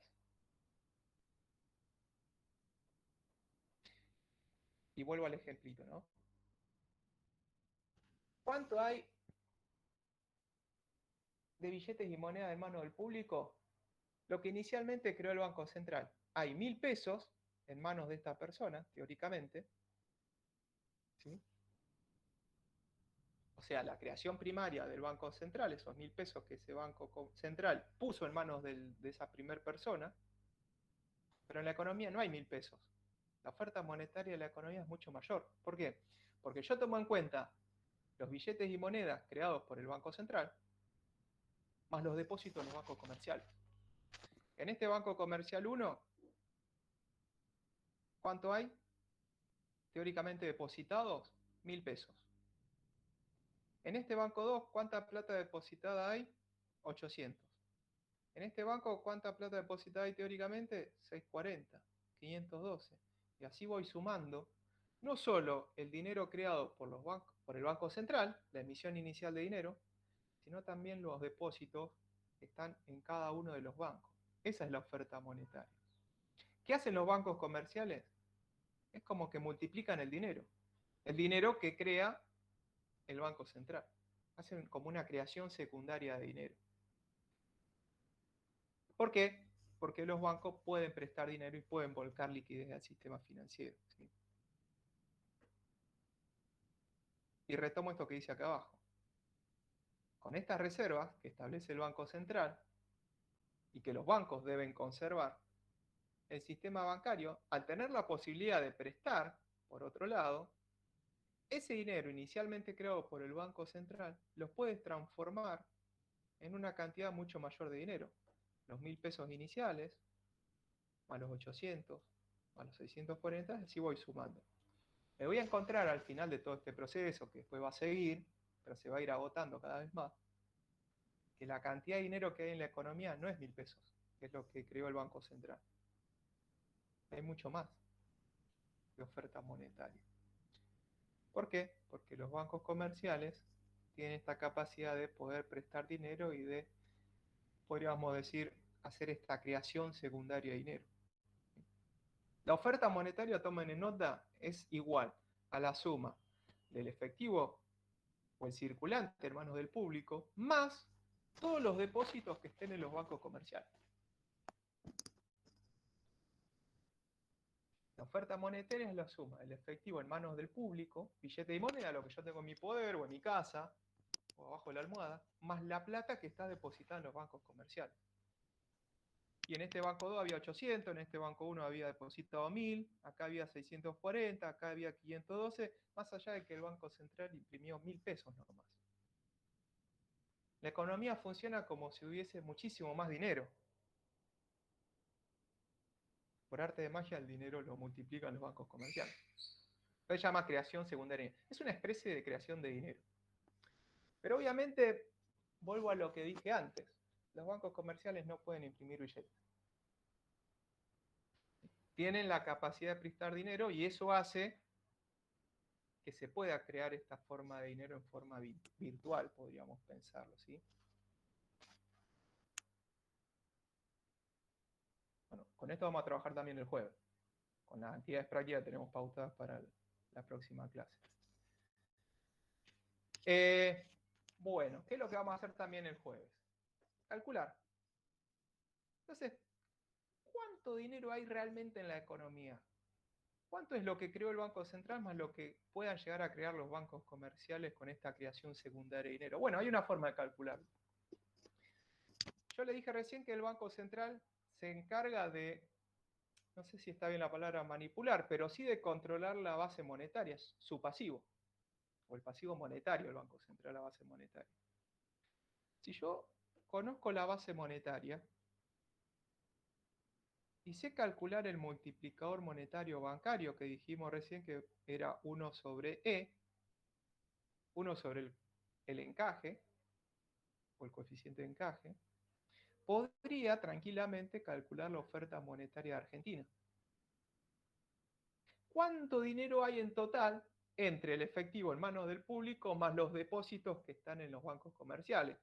Cuenta corriente, caja de ahorro, plazos fijos. Y la oferta monetaria es la suma de la creación primaria del Banco Central más la creación secundaria de los bancos comerciales. Eso también es importante. Comprende las dos creaciones de dinero. Y bueno, si el Banco Central imprimió 1.000 pesos, en eso se modificó la base monetaria, el dinero creado por el Banco Central, esos 1.000 pesos iniciales. Esa sería la base monetaria. Si a eso lo multiplico por el multiplicador bancario, que es 1 sobre el coeficiente de encaje o el encaje, que dijimos que era el 20% de nuestro ejercicio de recién, 20% de encaje, ¿a qué llego? A que si multiplico 1.000 por 1 sobre 0,2, esto sería 5, 1 dividido 0,2 me da 5, la oferta monetaria del país no es 1.000 pesos, es 5.000, por arte de magia. ¿Por qué? Porque por más que el Banco Central imprimió solamente un billete de 1.000 al inicio, lo que hicieron los bancos comerciales con esta capacidad de prestar dinero es multiplicar el dinero en la economía. En la economía hay 5.000 pesos. Esa es la oferta monetaria de un país. ¿Por qué? Porque hay 1.000 en manos del público y el resto es todo dinero que está circulando en los bancos comerciales en depósitos, consignados en depósitos. Una parte es la creación primaria y el resto es todo creación secundaria realizada por los bancos comerciales. Entonces acá, como dice la presentación, podemos observar que debido a esta actuación del multiplicador bancario, los 1.000 pesos, bueno, aquí dice euros, pero en nuestro caso sería los 1.000 pesos originales que había creado el Banco Central, dieron lugar a 5.000 en realidad. Es decir, que la emisión de dinero original se multiplicó por 5, como por arte de magia. ¿Sí? Pero no es magia. Es como está definida la oferta monetaria. La oferta monetaria es el efectivo en manos del público más todo el dinero que está depositado en todos los bancos de Argentina. Porque se considera que ese dinero que está depositado en los bancos de Argentina, si yo voy hoy a ver si está ese dinero, teóricamente debería estar. No creo que pase eso, pero bueno. ¿Por qué? Porque los bancos prestan constantemente dinero. Entonces, puede que parte de ese dinero no esté depositado. Lo prestó el banco ya. Pero teóricamente se considera que ese dinero está depositado en los bancos. Fue depositado, la persona lo depositó. Y el día de mañana, que se venza el plazo, lo va a poder sacar del banco. ¿Sí? Si yo deposité 10.000 pesos, hice un plazo fijo, con una tasa un 25%, bueno, dentro de 2 meses, si lo hice a 2 meses, tendría que sacar el capital más la tasa de interés. Y el banco no me puede decir nada. Porque ese dinero es mío. ¿Sí? Hay una cosita que quería agregarle, aclararle con respecto a esto, que esta lógica que usamos recién funciona con estos supuestos. Siempre y cuando los bancos guarden una reserva igual a la legal establecida por el Banco Central. ¿Por qué digo esto? Hay dos tipos de reservas en realidad. La legal, que es la que te exige el Banco Central, que vos tenés que cumplir sí o sí. Si el Banco Central te exige un 20%, vos no puedes prestar un 20% de lo que recibís. Pero nadie te obliga a que si vos no querés prestar el resto, no lo prestes. Hay reservas que se llaman voluntarias, que no vamos a trabajar por ahora con eso. Vamos a trabajar solamente con lo que me exige el Banco Central, las reservas legales. Pero se me podría modificar este ejercicio si incorporo eso. No lo vamos a hacer, para que lo tengan en cuenta, ¿no? Otro supuesto que tiene en cuenta este ejercicio es que las personas están interesadas en tomar préstamos. Porque si las personas no estarían interesadas en otorgar préstamo, se te cae la creación secundaria de dinero porque los bancos no prestan. Y no habría esta creación secundaria de dinero. ¿Sí? Y otro supuesto importante acá, en este ejercicio, es que sosteníamos que quienes reciben esos préstamos lo reingresaban siempre en el banco. Si no, vamos acá. este que recibía, por ejemplo, los 640 los metía en el banco. Es decir, como que siempre estoy recibiendo dinero y lo meto automáticamente en el banco. Si eso no pasa, obviamente esta lógica se va a modificar. Bueno, hay otra cosita más. El encaje legal. ¿Qué era el encaje legal? Lo que el Banco Central te exige que vos no podés prestar. El Banco Central utiliza el encaje legal para poder modificar la oferta monetaria. ¿Por qué? Porque moviéndote el encaje legal, por ejemplo, yo lo que podría hacer es incrementar la oferta monetaria o disminuir la oferta monetaria. Vamos a hacer un ejemplo. Fíjense que esto era 1000 por 1 sobre 0,2. Supongamos que yo quiero, como Banco Central, ahora no voy a exigir un 20%, quiero un encaje del 40%. Aumento el encaje. ¿Me hacen la cuenta cuánto daría 1 dividido 0,4? ¿Cuánto da?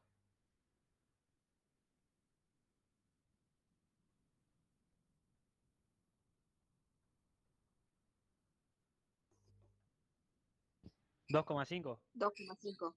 Bien, entonces yo multiplico 1000 por 2,5, ¿cuánto sería la oferta monetaria?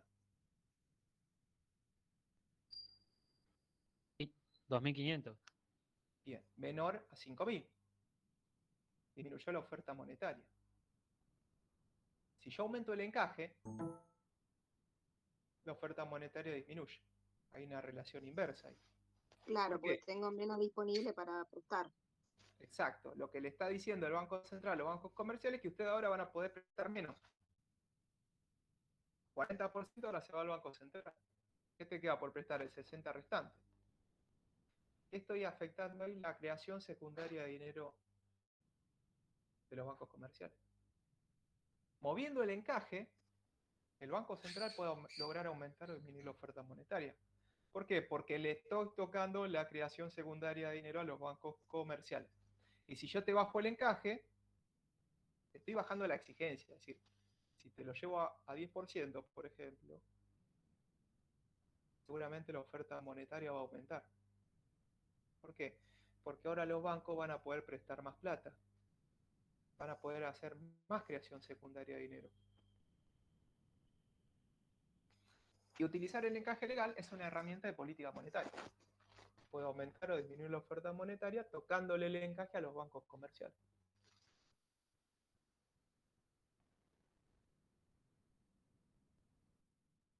Bien, ya nos vamos acercando al objetivo. Sé que esto es largo, sé que esto es un tanto quizás confuso, el tema de las fórmulas, ¿sí? Pero esto lo vamos a aplicar el jueves. El jueves tenemos que hacer ejercicio y vamos a usar el multiplicador monetario, así ahí va a quedar un poquitito más claro. ¿Bien? Pero vamos a ir resumiendo un poquito las herramientas, los instrumentos que tiene el Banco Central para tocarte la oferta monetaria de la economía. Yo le dije recién, vuelvo atrás, cuando les definí oferta monetaria, que le dije que tomen nota, es que la oferta monetaria se puede calcular sumando los billetes y moneda al poder del público más los depósitos en los bancos comerciales. Es una forma de definir la oferta monetaria.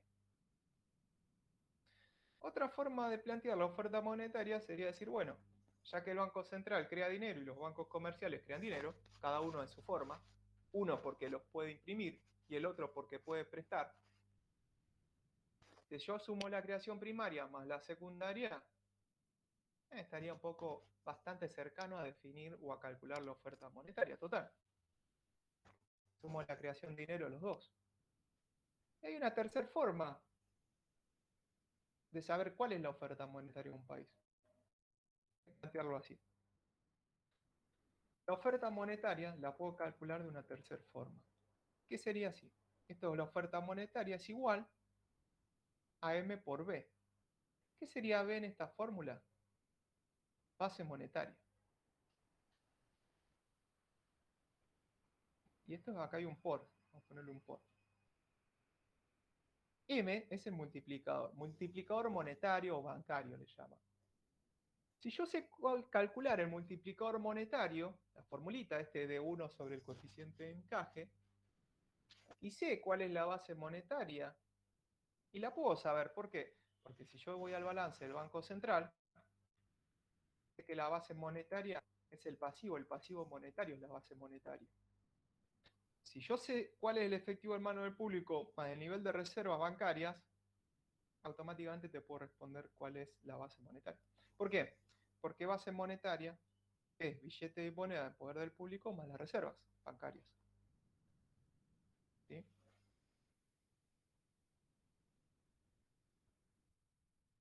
Entonces, si yo sé cuál es la base monetaria, cuál es el multiplicador, te podría decir cuál es el monto total de la oferta monetaria. Lo único que tengo que hacer es multiplicarlos, los dos montos. Y tendría dos datos de 3, así que calculo mi incógnito. ¿Cómo puede hacer el Banco Central para modificar? Vamos a hacerlo así mejor, así queda más claro. ¿Cómo puede hacer el Banco Central para modificar esto? La oferta monetaria. Yo quiero aumentar o disminuir la oferta monetaria. ¿Qué tengo que hacer? Bueno, como la oferta monetaria la calculás como el multiplicador por la base monetaria, si vos tocás el multiplicador o afectás el multiplicador o decidís jugar con la base monetaria, y seguramente te va a modificar la oferta monetaria. ¿Sí? Entonces, el Banco Central puede ir o por el multiplicador o por la base monetaria para modificar la oferta. Vamos a ver cuáles son los que actúan en cada uno. Por el lado del multiplicador, el multiplicador dijimos que era 1 sobre, la letra que usábamos era E. El multiplicador dijimos que era 1 sobre E. Si yo te toco E, como dijimos antes, lo puedo subir o bajar. Y al modificar E, el coeficiente de encaje bancario, te modifico el multiplicador monetario. Sin tocar la base monetaria y tocando el multiplicador, te modifico la oferta monetaria. Hay que ver para dónde la quiere modificar el Banco Central, si la quiere aumentar o disminuir. Ejemplos. Si yo quiero que la oferta monetaria aumente, ¿qué tiene que pasar con el multiplicador? Sin tocar la base. ¿Qué tiene que pasar con el multiplicador para que aumente la oferta monetaria? Tiene que disminuir. Disminuye el encaje. Dame un segundito que quiero ponerlo acá. Acá. Dijimos entonces que la oferta monetaria era igual al multiplicador por la base monetaria. ¿Sí? Este es un por. Si yo quiero que la oferta monetaria aumente, ¿qué tengo que lograr con el multiplicador? No voy a tocar la base monetaria. Quiero ir solamente por el multiplicador. ¿Qué tengo que lograr con el multiplicador para que aumente la oferta monetaria?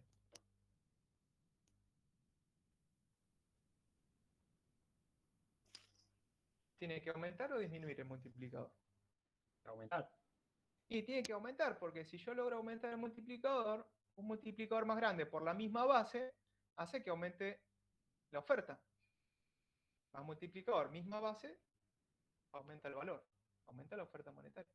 ¿Qué tengo que hacer entonces para que aumente el multiplicador acá con el coeficiente de encaje? ¿Qué tengo que hacer con esto? ¿Lo subo o lo bajo? Para que esto aumente.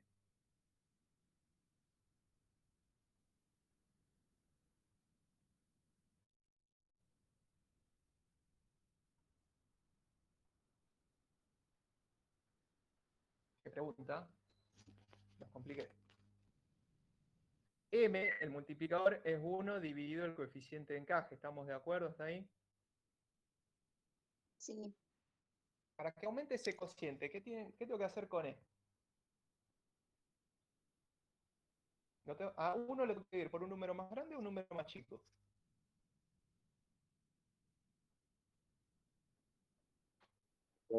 Pasivo. por un número más chico. Tengo que disminuir el coeficiente de encaje si quiero que aumente el multiplicador, porque está en el denominador. Si yo bajo el coeficiente de encaje, todo esto, toda esta relación se me incrementa, y toda esta relación es el multiplicador.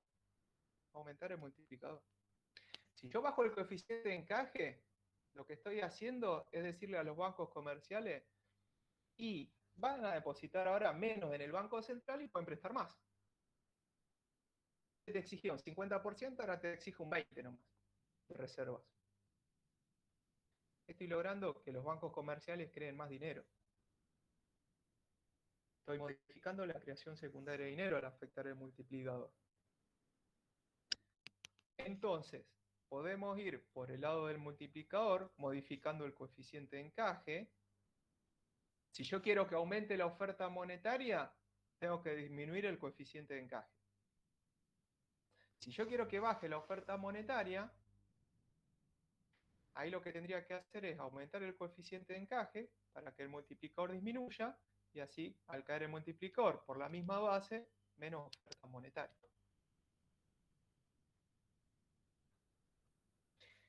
Pero el Banco Central tiene dos. En lugar de tener una bala de plata, tiene dos. ¿Por qué? O puede modificar el multiplicador mediante el coeficiente de encaje, o directamente va por la base monetaria a modificar la oferta. ¿Y qué herramientas tiene para modificar la base monetaria? Bueno, volvamos. La base monetaria dijimos que era el pasivo monetario del Banco Central. Y para modificar el pasivo, tengo que modificar el activo. ¿Qué cosas puedo hacer yo para modificar la base monetaria? Y tocar algo del activo. ¿Qué podría hacer? Bueno, si yo quiero, vamos a volver al ejemplo acá. Voy a llevar y traer a rato. Ahora voy a salir para dar un poco esto.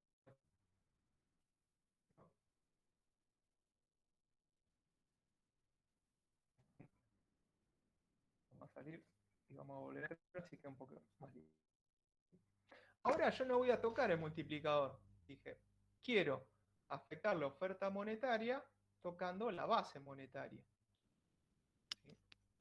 Si yo quiero que aumente la oferta monetaria sin tocar el multiplicador, este lo vamos a dejar constante. ¿Qué tengo que hacer para que aumente la oferta monetaria con la base monetaria? ¿La aumento o la bajo?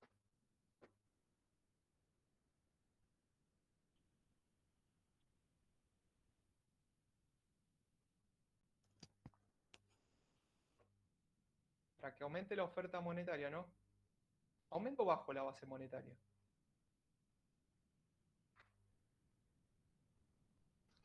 Aumento. Para que aumente. Para que baje. Sí. Perdón, profe. Que no entendí bien. Para que aumente, tiene que aumentar la base Tiene que monetaria. aumentar, sí, sí. Porque el multiplicador dije no lo voy a tocar. Y esto es una igualdad. ¿Sí? La única forma de que aumente la oferta monetaria es aumentando la base. Y si quiero bajar la oferta monetaria, y tengo que contraer la base monetaria. Y que se siga cumpliendo la igualdad. No estoy afectando el multiplicador. ¿Y qué puedo modificar para modificar la base monetaria? Y tengo que modificar cosas de mi activo, porque la base monetaria es mi pasivo. Yo soy el Banco Central acá. Yo soy la autoridad monetaria y yo soy el que hace la política monetaria. Entonces, ¿cómo puedo afectar la base monetaria, el pasivo monetario? Afectando el activo. Entonces, ¿qué herramientas dispone el Banco Central para modificar la base?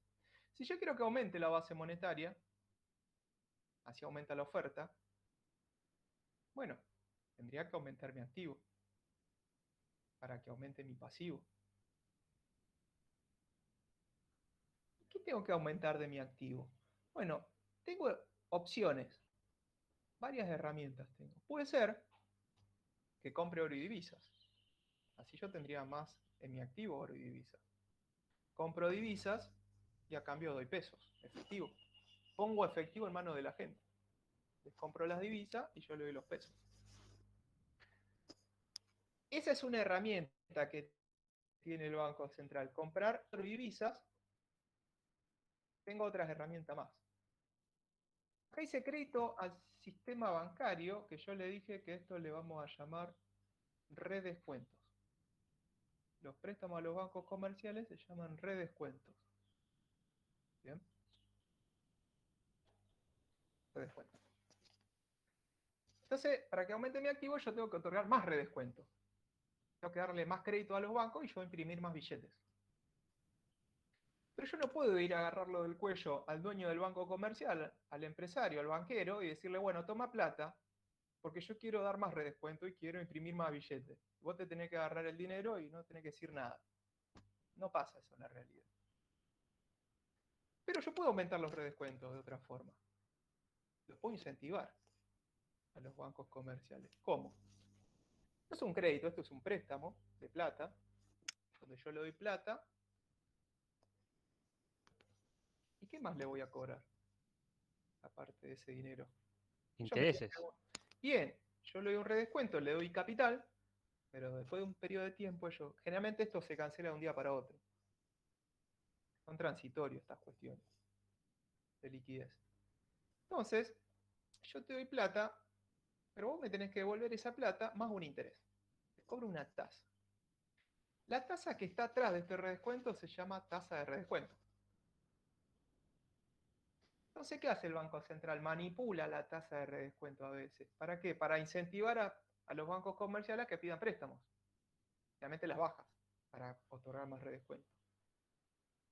Entonces, si yo quiero que aumente el pasivo, quiero que aumente la base monetaria, lo que seguramente va a hacer el Banco Central es bajar la tasa de redescuento. Le va a hacer el préstamo más barato a los bancos. Los incentivo a que me pidan plata. A la tasa de redescuento, como dice acá, esta es una herramienta, tasa de redescuento, para modificar la base monetaria. Tengo más herramientas. Adelanto transitorio al gobierno. El gobierno también me puede venir a pedir préstamo. Eso va a aumentar, por ejemplo, mi pasivo, mi activo, porque le voy a dar más adelanto, más préstamos al gobierno nacional, emito más peso. Pero podría hacer una cosita más. Títulos o activos financieros, dice ahí. Es mi tenencia de títulos públicos, por ejemplo, o activos financieros. Estas operaciones del Banco Central, esto de comprar y vender títulos en el mercado, también se conoce, como dice acá en la presentación, las operaciones de mercado abierto. Son compra y venta de títulos públicos por parte del Banco Central. Si yo quisiera, por ejemplo, vengo, me voy al balance del Banco Central. Yo quiero que aumente mi pasivo, o sea, quiero que aumente la base monetaria para que aumente la oferta monetaria. ¿Tengo que comprar o vender títulos públicos? ¿Qué opinan?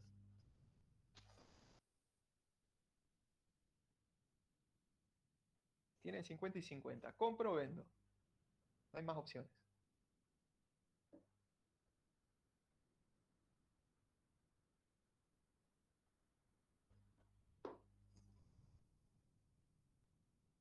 Para que aumente mi pasivo, ¿qué tiene que pasar con mi activo? Por partida doble. Tiene que aumentar también. Entonces, ¿qué hago? ¿Compro más títulos públicos o me los saco de encima? Los vendo. Compro. Voy a necesitar tener más títulos públicos a mi favor. En ese caso los tengo que comprar. Hoy aumentaría mi activo. Voy a tener más títulos públicos a mi favor, en mi poder. Compro títulos públicos. Y si yo compro títulos, ¿qué doy a cambio? ¿Qué da a cambio el Banco Central? A cambio de esos títulos que está comprando. Pesos. Pesos. Va a aumentar el efectivo en mano del público. Va a aumentar la base monetaria. El pasivo. El pasivo. Bien. Eso está en el pasivo. Y si yo quiero que baje la base monetaria, o sea, que baje mi pasivo, en lugar de comprar, los vendo. Ahí sí a la inversa, venderlos. Exacto. Depende de lo que quiera hacer el Banco Central. Las herramientas son las mismas, pero hay que ver para dónde las quiero mover. Si quiero expandir la oferta monetaria o si quiero contraer la oferta monetaria. Pero las herramientas son esas. Oro, divisas, los créditos al sistema bancario, los redescuentos, los adelantos, los préstamos al gobierno, las operaciones de mercado abierto, compra y venta de títulos públicos. Después, para dónde la quieras dirigir esas herramientas, depende de la política del Banco Central. Las herramientas están, hay que ver después cómo las querés usar. ¿Sí? Si vos querés que aumente la oferta monetaria o disminuirla. Conclusión, antes de terminar con esto y avanzar un poquitito más y ya cerrar. Yo puedo, entonces dijimos, modificar la oferta monetaria por dos vías. O le pego a la base monetaria o juego con el multiplicador monetario. Tengo herramientas para mover el multiplicador monetario, tengo herramientas para modificar la base monetaria. Y esos son los instrumentos de la política monetaria del Banco Central. ¿Sí? Bueno, esto es como un esquema. Yo les voy a mandar, voy a ver si se los puedo mandar mañana, a la mañana o a más tardar el jueves, una bibliografía que agregamos en el primer cuatrimestre con respecto al sector financiero. Aparte de lo que ya tienen en publicación de cátedra, de hecho creo que no tienen casi nada del sector financiero. Es un capítulo de un libro que se agregó para la parte del sector financiero. ¿Sí? Es lo único que le voy a mandar, aparte de la publicación de cátedra.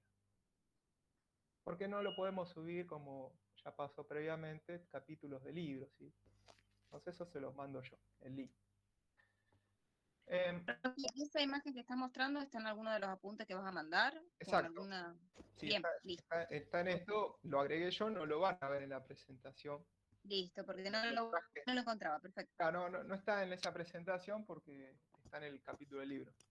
Yo los traje para mostrárselos acá. Tiene que ver con estas herramientas que tiene el Banco Central de modificar la oferta o la base monetaria. ¿Sí? Por dos lados tenemos acá, en esta especie de triángulo, ¿no? Tenemos el Banco Central y los bancos comerciales. El Banco Central dijimos que la tiene fácil porque es el que emite, tiene la máquina para imprimir billetes y controla la base monetaria del Banco Central. No hay nadie más que el Banco Central que manipule la base monetaria del país. Que dijimos que está compuesto por billetes y monedas en poder del público, más el nivel de reservas. Está un poquito más esquematizado. Entonces, ¿cómo hace el Banco Central para crear dinero o extinguirlo, digamos, ¿no? Yo puedo volcar liquidez al sistema financiero o absorber liquidez. Políticas monetarias pueden ser expansivas o contractivas. A eso voy. Entonces, ¿qué puede hacer el Banco Central? Lo que hablamos recién. Si yo quiero que aumente la base monetaria, compro divisas, aumenta mi activo, aumenta el pasivo. Si quiero bajar la base monetaria, vendo divisas, cae mi activo, cae el pasivo. Está bueno explicado, digamos, en forma esquemática esto que están viendo ahí. Los adelantos transitorios al gobierno. Si quiero que aumente la base monetaria, otorgo más créditos al gobierno. Lo que provocaría una caída de la base monetaria es cuando el gobierno me devuelva la plata que le presté. Devuelva los adelantos transitorios. Lo que haría aumentar la base monetaria sería que yo le otorgo los redescuentos a los bancos, que lo charlamos recién. Ahora, cuando el banco me devuelva el préstamo, y es dinero que me está dando a mí, sacando o al menos circulación de dinero, caería la base monetaria. ¿Por qué? Porque yo tengo que eliminar, tengo que anular los redescuentos que le otorgué a algunos bancos. Cuando me devuelvan el crédito, va a bajar mi activo ahí. Me están pagando, me están devolviendo la plata. ¿Sí? Bueno, lo que vamos a ver el jueves es que utilizando algunos supuestos, a usted las cosas se le pueden complicar un poquitito más con respecto a la fórmula del multiplicador monetario. No lo vamos a ver hoy, lo vamos a dejar para el jueves. ¿Sí? Pero la fórmula del multiplicador puede variar. Las que vimos recién, esto de 1 sobre E, es un caso extremo, bajo algunos supuestos que los nombré recién. Pero pueden pasar cosas que lo vamos a ver el jueves, en la práctica.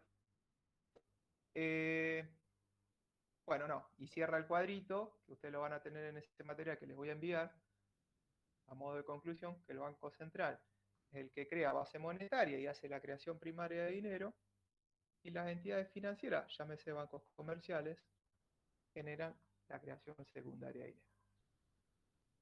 el Banco Central, y lo ven en el cuadrito, modifica o es el único que puede afectar a la base monetaria, y los bancos comerciales crean dinero, pero en forma secundaria. Esto significa esto: recibo depósito, otorgo préstamo. De esos préstamos que otorgo, parte se pueden depositar, y de esos depósitos se prestan, y así sucesivamente. Es una cadena que la vimos hace un ratito. Era claro, eso me sonaba lo que habíamos visto recién. Esto de la flechita de saco para la reserva, esta plata vuelve a entrar a otro banco, y así sucesivamente, depósitos y préstamos. Es como una cadena, en algún momento termina, ¿sí? Pero bueno, es una cadena. Ahora ya estamos medio sobre el final. Esto lo vamos a retomar, no se preocupen, lo retomo en la clase del jueves, que vemos práctica del sector financiero. Vamos a hacer todos los ejercicios que están en el cuadernillo de actividades, pero me gustaría cerrar ya con esto y terminar la clase. Variables nominales y variables reales. Tema de la unidad 1, por eso yo decía, bueno, en algunas situaciones, algunos temas los podemos vincular a lo largo de toda la materia. O sea, no es que yo en el integrador tomo esquemáticamente unidad 3 segunda parte y unidad 4. Puede haber alguna pregunta de relación con otros temas vistos previamente. Esa es la idea del integrador. No se confíen con eso de solo me enfoco en unidad 3 segunda parte, solo unidad 4. Guarda con eso, ¿sí? No se confíen. Bueno, ¿qué veíamos en la unidad 1 ya cuando clasificábamos variables? Las variables se pueden clasificar de varias formas: endógena, exógena, flujo stock, nominales y reales. Las variables nominales son aquellas variables que lo que hacen es referirse a, en términos nominales, en términos de dinero. Están valuadas, están expresadas en términos de dinero. Las variables reales representan o se expresan en términos de bienes, se refieren a bienes. ¿Sí? Por eso yo puedo decir salario nominal, o puedo decir, si quiero, salario real. En un caso, cuando digo salario nominal, lo que estoy diciendo es, estoy expresando la remuneración de un trabajador en términos de dinero. 5.000 pesos, 100.000 pesos. En términos de dinero lo estoy relacionando, ¿sí? Pero el salario real no tiene que ver con el dinero simplemente, tiene que ver con su capacidad adquisitiva. ¿Cuántos bienes podría llegar a adquirir ese consumidor con ese salario real? ¿Sí? ¿Cuántas canastas de bienes puede adquirir? O si con ese salario real le alcanza para cubrir la canasta básica, por ejemplo. Lo estoy llevando a el ámbito de los bienes, a la variable real. Pero acá dice que una variable real o nominal puede estar expresada a su vez en unidades monetarias corrientes o en unidades monetarias constantes. Y acá también lo que vamos a hablar es, y de hecho lo hablamos cuando vimos cuentas nacionales, y lo van a ver en otras materias, las variables entonces se pueden medir en términos nominales, en términos reales. ¿Cuándo también se mide en términos nominales, aparte de referirse a dinero? Cuando están expresadas, como dice acá, en unidades monetarias corrientes. O dicho en otros términos, a precios corrientes. Las variables nominales se expresan a precios corrientes y las variables reales se expresan a precios constantes. Ejemplo. Y lo vamos a hacer con el producto. Puedo decir salario nominal, salario real, pero el producto es otra variable económica. Producto nominal o producto real. O PBI nominal, PBI real. Yo puedo decir PBI nominal. Cuando yo digo PBI nominal, estoy expresando el valor de todos esos bienes que están comprendidos dentro del PBI, bienes finales, obviamente, están valuados a precios corrientes. Todos esos bienes están valuados a precios de hoy, el precio de este periodo. Se llama precios corrientes, a precio de ese mismo periodo.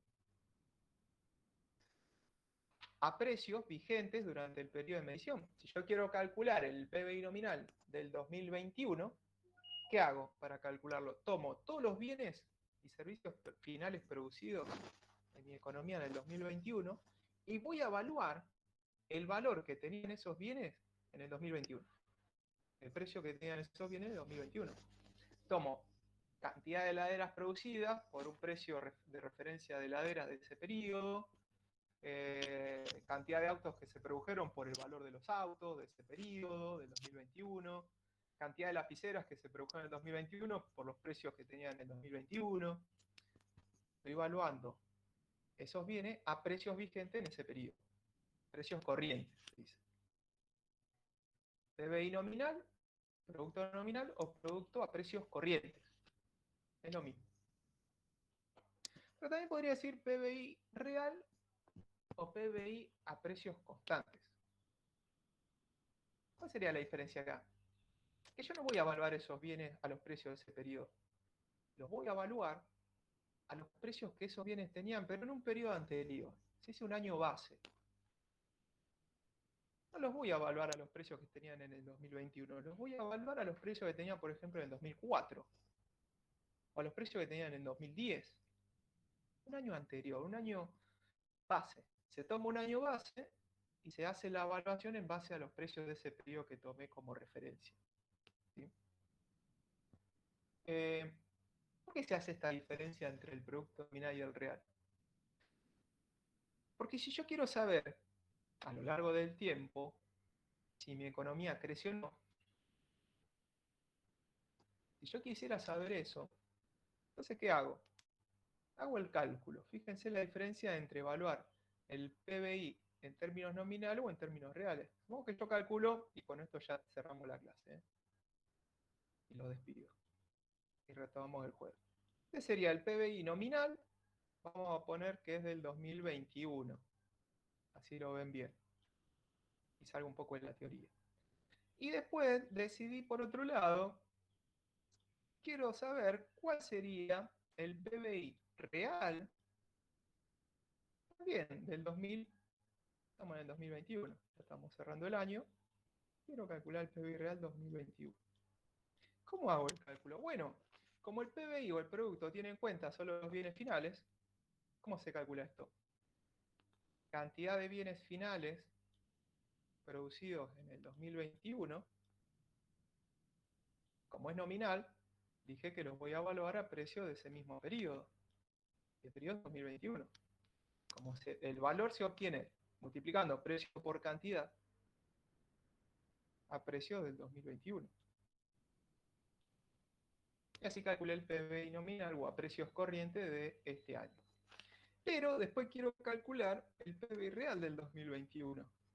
¿Qué hago? Tomo las cantidades de bienes finales producidas en el 2021 y acá está la diferencia. Porque como dice acá, los voy a evaluar cuando hablo en términos reales, no a precios corrientes, a precios de un año base.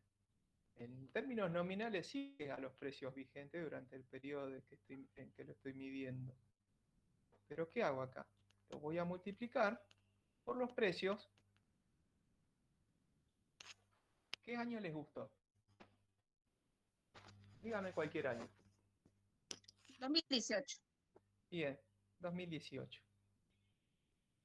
Precios de un año anterior, de un año base. Obviamente, al elegir el año base 2018, siempre voy a usar los precios de este año base 2018, de todos los bienes. Entonces, ¿cuál sería la ventaja de calcular el PBI nominal y el real a lo largo del tiempo? Que si yo todos los años voy calculando el PBI nominal y voy comparando, ¿sí? Por ejemplo, después estoy en el 2022, tendría que hacer cantidad del 2022 por los precios del 2022, siempre desde ese periodo. 2022. Y el año que viene, cuando calcule el PBI real, pero del 2022, tendría que tomar las cantidades del 2022 para hacer una comparación de ver qué ocurrió en mi economía. Por los precios, como siempre le dije, voy a usar siempre los del 2018. 2018. Y ahora viene la pregunta para ustedes. Si yo comparo el PBI nominal del 2000, PBI nominal, vamos a decir así, pero del 2022. Si yo comparo el PBI nominal del 2021 con el del 2022 y me dio que aumentó el del 2022, ¿por qué pudo haber aumentado el PBI nominal del 2022 con respecto al 2021? ¿Qué pudo haber cambiado para que sea mayor el del 2022 con respecto al 2021? La comparación, ¿no? ¿Qué varió?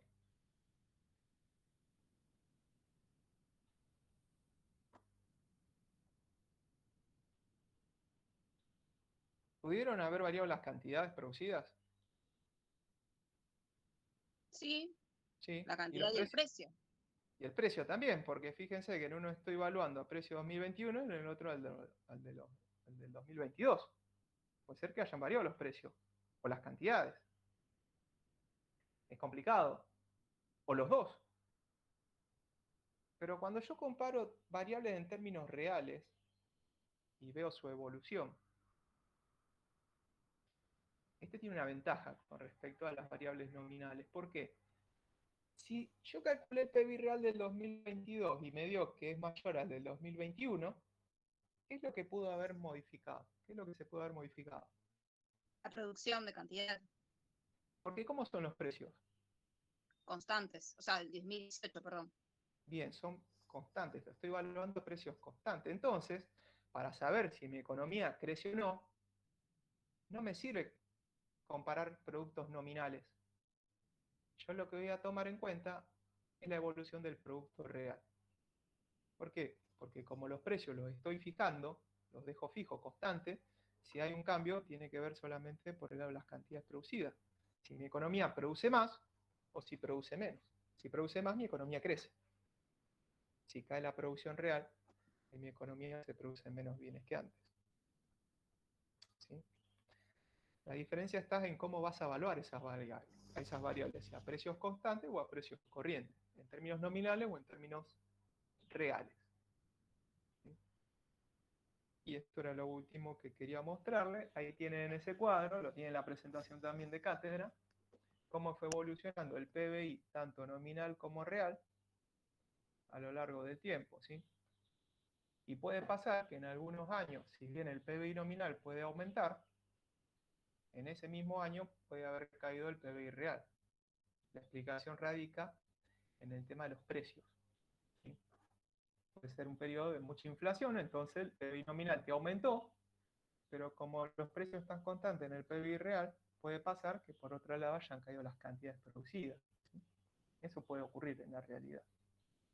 No siempre se mueven en la misma dirección. Si yo me guío solo por el PBI nominal y aumenta, eso me puede estar dando una idea de que mi economía creció, aunque en la realidad puede que no haya crecido. Puede ser que ese crecimiento tan grande se haya dado más que nada por un aumento muy acelerado en los precios, que las cantidades hayan caído. Pero bueno, esta es la diferencia entre el PBI nominal y el PBI real, a precios corrientes o evaluados a precios de un año base o un periodo anterior. Y no digo más nada porque me cansé de hablar. Cerramos la teoría por hoy de lo que es sector financiero, pero el jueves vamos a hacer toda la práctica de también sector financiero y ya damos por cerrado el tema sector financiero y tenemos que seguir avanzando. ¿Sí? La semana que viene tenemos que ya arrancar con la unidad 4, ¿sí? Porque tampoco nos quedan tantas clases. No, arrancar y terminar la profe. Exactamente.